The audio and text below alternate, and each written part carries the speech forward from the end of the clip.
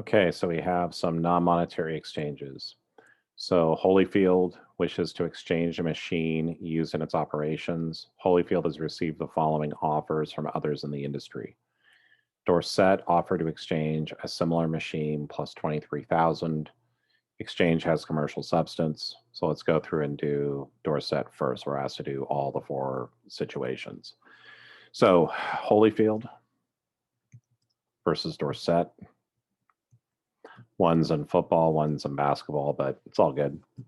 So over here, or one's in football, one's in boxing. So Holyfield is going to be receiving Dorset's machine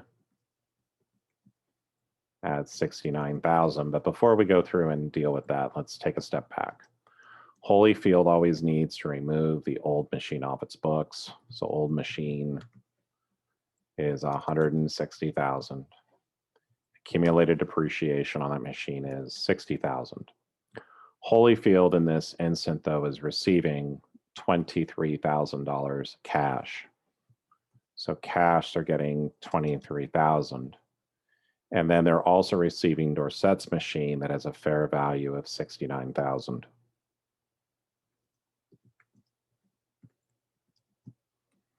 So over here, this is going to be 69,000. So what I want to do here is that it does have commercial substance. But what I want to do, though, first is to see, are we in a gain or loss situation?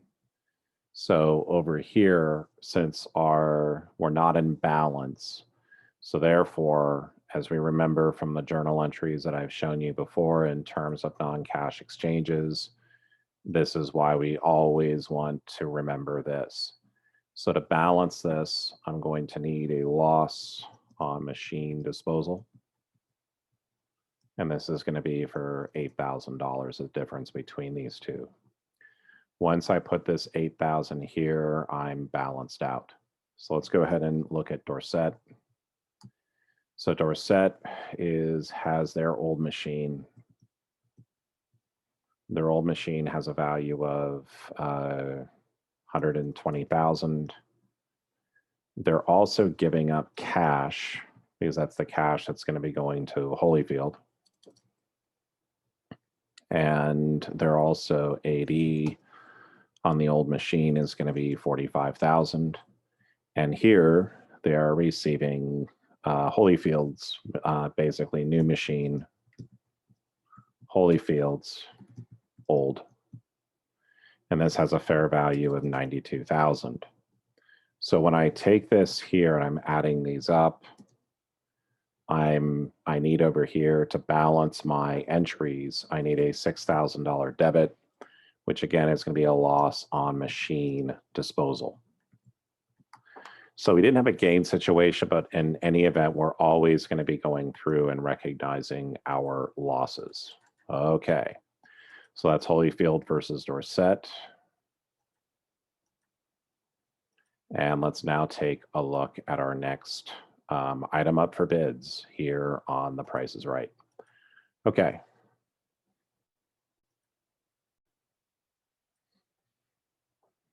So here we're going to have Holyfield versus Winston. These are two boxers, or a boxer versus a cigarette manufacturer. So over here for Doorset, for Holyfield.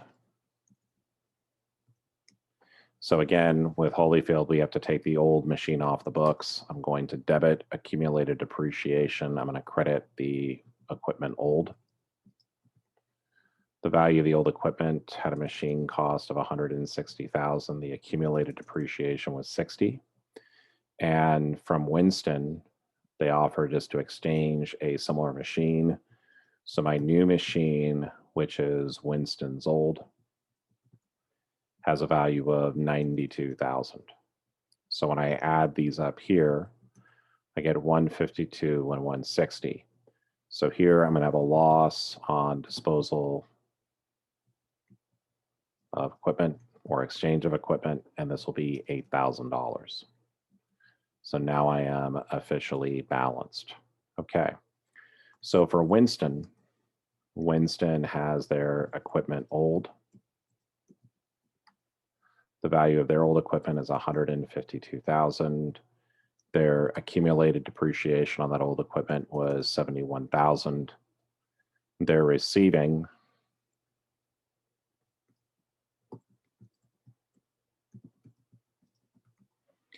they're getting Holyfield's machine. This is going to be 92,000. So here we have something interesting. Okay, so you got 163 and 152. Because for Winston, this exchange lacks commercial substance and there's no cash that's involved, we are going to go through and fully defer the gain. So what I'm going to do is that the old machine or the new machine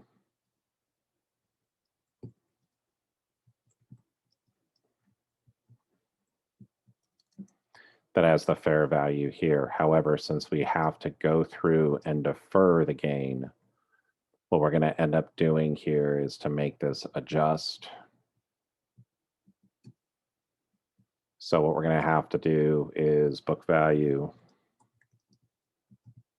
is going to be 81,000 so that the gain deferred will be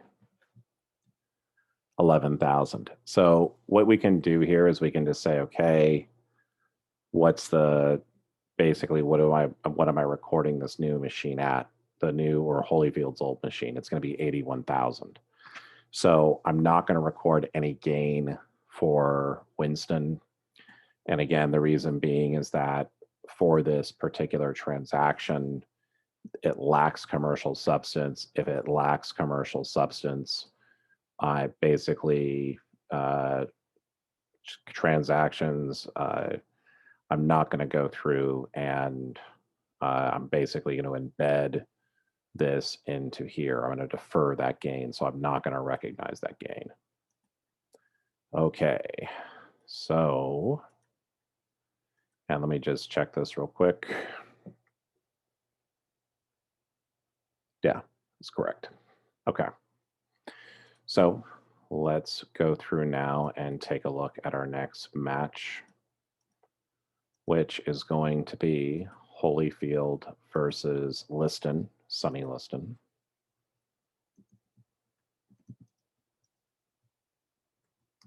So for Holyfield, okay, let's take a look at what Liston. Okay, so now Liston wants $3 grand in addition to Holyfield's machine. So Holyfield is going to be pitching in about 3,000 bucks. So over here, for what we do know is that Holyfield's cash is going to be going down by 3. Old machine is going to be 160,000. The accumulated depreciation on the old machine for Holyfield is 60,000. So over here, the fair value of the machine is going to be, or the new machine,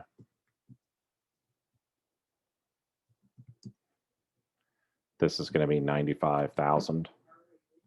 So when I look at this right here, I have 155,000 of debits. I have 163,000 of credits. So my loss on disposal is going to be $8,000. Once I put that $8,000 in, I am balanced. So for Liston is receiving cash of 3,000. At the same time, Liston is getting, let's go ahead and write off Liston's equipment. So the old machine for Liston was 160,000. And then the accumulated depreciation on that old machine was going to be 75,000. So the machine that they're receiving from Holyfield has a fair value of 92,000. So when we add these up, I'm going to need to recognize part of the gain. So here, since my credits are less than my debits, I have to go through and recognize part of the gain. Now, when we're in this situation here, where some cash is received, it is with commercial substance, okay, for both parties. So what I'm going to do here is I'm going to recognize gain to the to part, basically based on part of the boot. So what I'm going to do here is let's go through and take a look at this equation. Okay, so the cash received of the boot, so the boot plus the fair value of other assets received. Okay, so let's take a step back here. The first thing we need to do, we need to figure out what is our total gain. Okay, our gain on transaction is going to be 10,000. How did I figure out this gain on transaction of being $10,000? Well, basically the net book value of the old machine is going to be 160,000 minus 75,000. In this case here, I'm receiving two things. I'm receiving Holyfields with a fair value of 92 plus 3.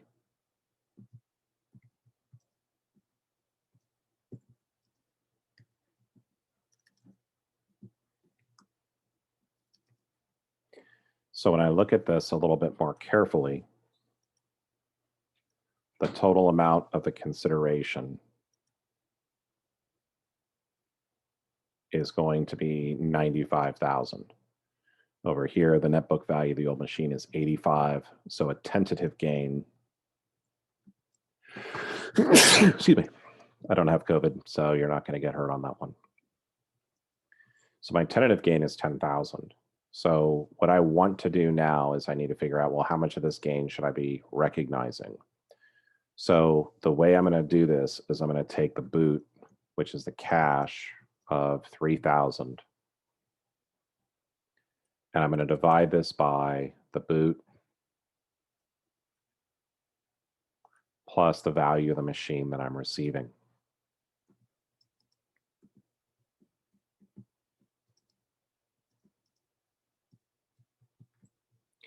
And that's going to be 92,000. So what this will be here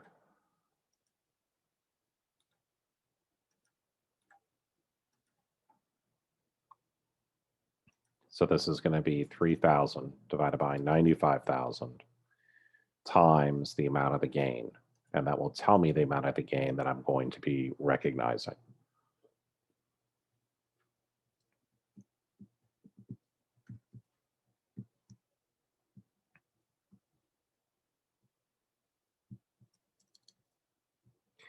So the amount of the gain that I'm going to go through and recognize for this particular transaction would be, wait a second. I just made this way too complicated. Okay. So what they're saying is, because, and I should not have jumped ahead to do something more complicated. Right over here, it has commercial substance. So if I go through and read the problem again, Tchaikovsky, good job. It has commercial substance, so I just make this much easier on myself by doing this. So right over here, move this down, gain on machine disposal. That's it. So this whole thing I just did here, I guess it's a good thing where you hopefully will learn how to do this for a future one. But if it didn't have commercial substance, this is kind of the process that I would go through and do this here. So I'm just going to go ahead and get rid of all this part here. There we go. Okay. So I now have this one over here for Liston. Okay. And the last part over here is that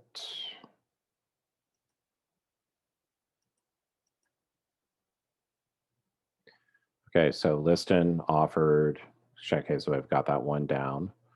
And so Holyfield contacted Greeley, a dealer in machines, to obtain a new machine. Holyfield must pay $93,000 in addition to trading in its old machine. Okay. All right. So for this one here,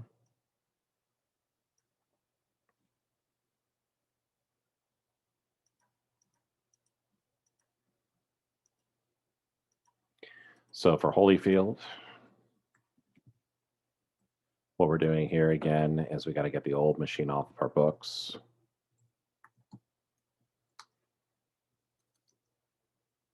And also over here, I'm getting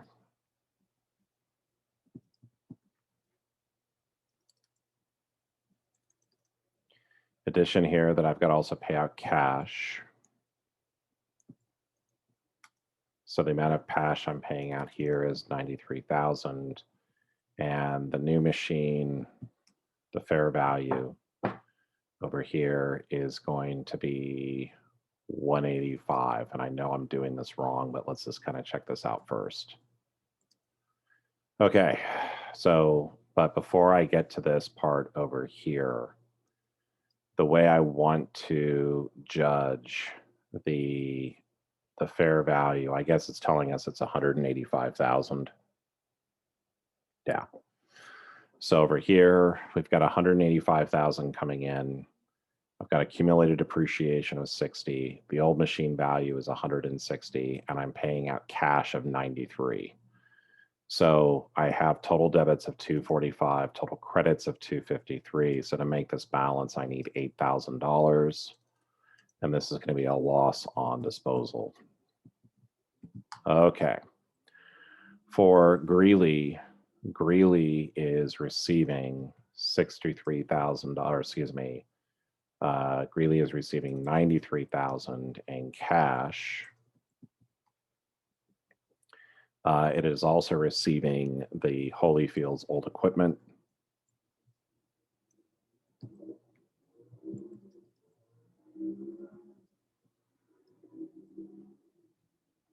$92,000. And so I have a sale over here of 185,000. Okay, so at the same time, they have to record the cost of goods sold, which is going to be 130,000. And they also have to take the inventory off the books of 130. So Greeley's a dealer. So as a dealer, he's recognizing the sale of 185. He's debiting cash, debiting the old equipment for Holyfield with that fair value. So that is how we go through and record this for exercise 10-8, but we're not done yet. Let's take a look at 10-9. On August 1st, Hyde exchanged productive assets with Wiggins. Hyde's asset is referred to below as asset A, Wiggins is asset B, and the following facts pertain to these assets. Okay, so asset A belongs to Wiggins or Hyde. Asset B belongs to Wiggins. Okay, assuming that the exchange of assets has commercial substance, record the exchange for both Hyde and Wiggins in accordance with GAAP. Okay, so if I am Hyde, my asset here is asset A. So for Hyde, what I'm doing is I've got to take the old asset off of my books. So over here, old asset A. This over here at original cost of 96,000. I have to debit the accumulated depreciation. Okay, and then I also have cash leaving off my books of 15,000. Okay, so over here, the asset, the fair value of the asset on the date of exchange is 75,000. Okay.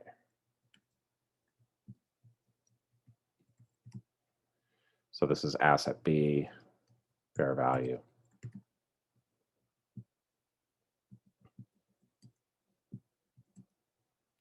Okay, so the exchange has commercial substance. Therefore, in order to balance this, I need to recognize a gain of $4,000. So once I have this 4,000 here, I've balanced.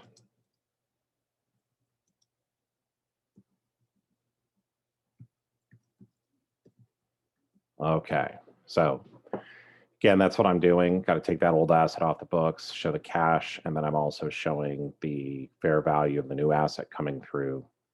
And let's go through here. Okay, so for Wiggins also has to do the same process. They have to take the old equipment off the books. So this is going to be accumulated depreciation of 47, original cost of 110. They're receiving cash of 15.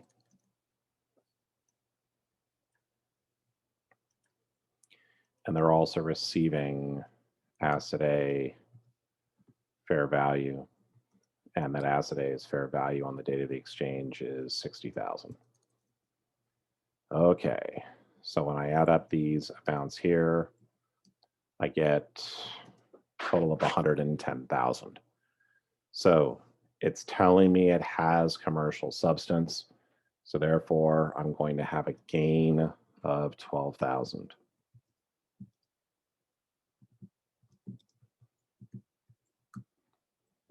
So if it has commercial substance, we recognize the gains. Okay, so now it lacks commercial substance. So what's going to happen over here with Hyde? Well, this part here isn't changing. So all of this is not changing. But what is going to happen is because it lacks commercial substance and they're not receiving cash, and I have a gain, what I'm going to do is I'm going to now take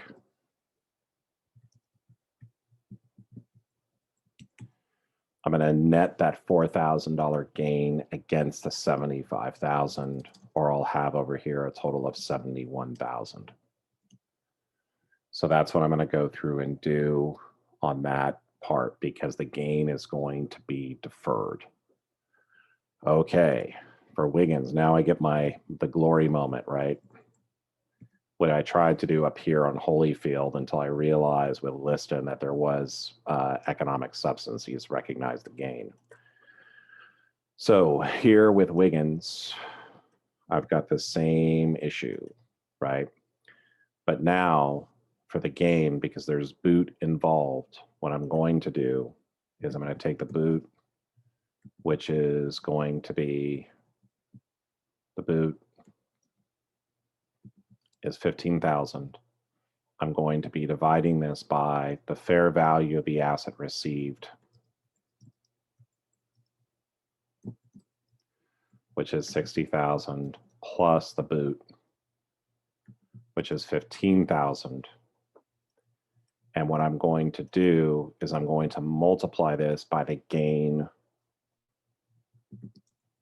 on the sale. And this is going to give me the gain to be recognized. So this is going to be 15,000 divided by 75,000 times 12,000.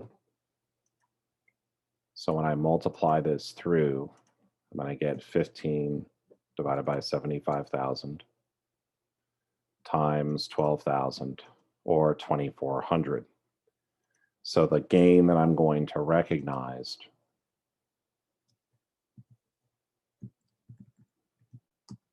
is going to be 2,400. So when it comes over here to the amount of the asset A,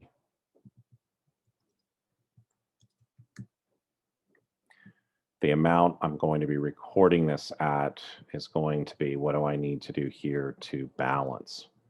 So this is going to be 50,400.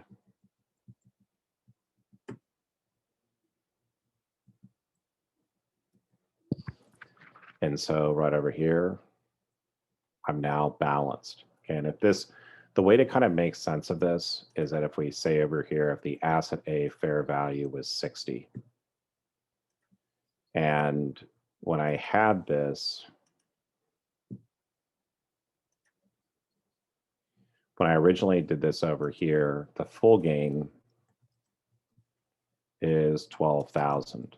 My recognized gain is 2,400. So my deferred gain is going to be 9,600. So less my deferred gain of 9,600. This is going to be the new asset carrying value. And that looks correct. Yay, it's exciting. Okay, so that takes us through this. I will see all of you on the next video. We're almost at the final stretch of chapter 10, which is great. And I will see you on the next video. Have a good one.